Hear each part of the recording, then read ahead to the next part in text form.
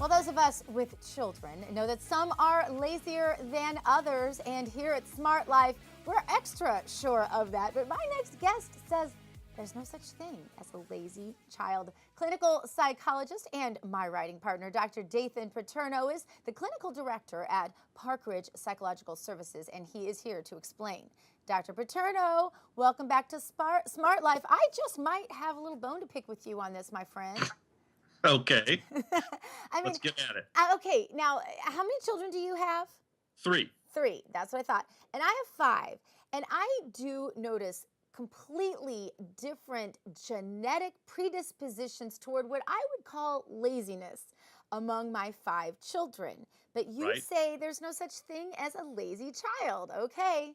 Well, let me explain. Okay. Obviously, I believe in the phenomenon of laziness, but I don't believe that laziness is something in and of itself. I believe that it is an effect of 3 potential things. The first thing is a belief generally that I can't perform whatever tasks I'm supposed to adequately.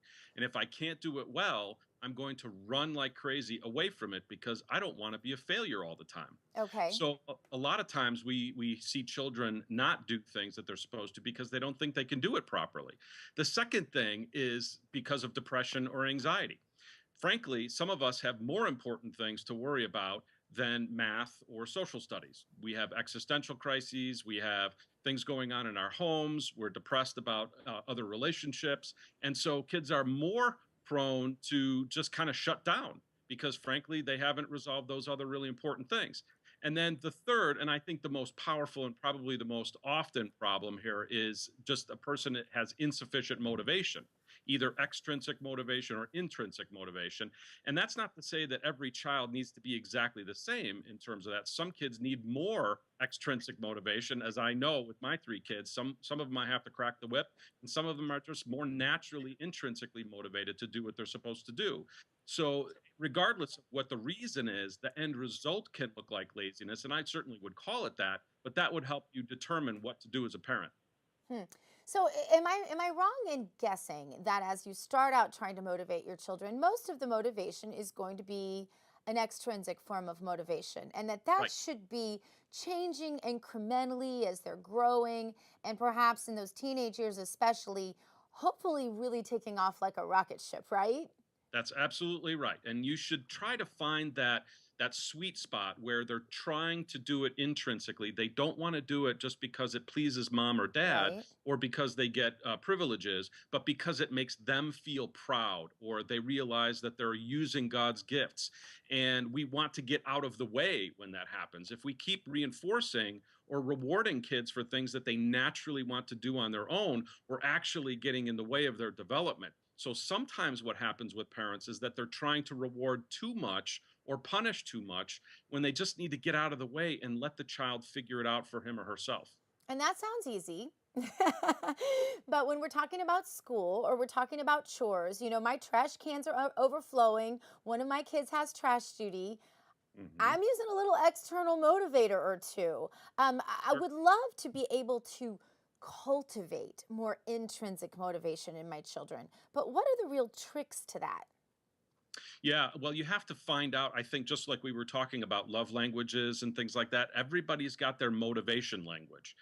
For one person, it's words and affirmation and giving them independence, letting them do it on their own. For another one, they almost want you to be more in control of them. They need that guidance and direction, and they're not farther along in the process of becoming individuated. So they need more of that. And some people need just a little bit more rules. They need a little bit more structure because they forget things. Okay. I don't think there are many kids who wake up in the morning and say, guess what I'm going to do? I'm not going to do my work because I don't really believe in it. There are a Mm. few kids like that, but most of them, I think, believe that, yeah, I should probably do some responsibilities, but they just kind of get lost along the way. And so the difficulty isn't really a profound laziness, it's that they're not able to structure their time very well. So as parents, we can support them and reward them for that. And then when they get independent with it, and then we can kind of see what it is that motivates them, Hmm. then we can kind of find a nice trajectory for them. And as soon as they do it on their own, then we back away. But I agree that there are some kids that need more external rewards and consequences in order to get them to that point.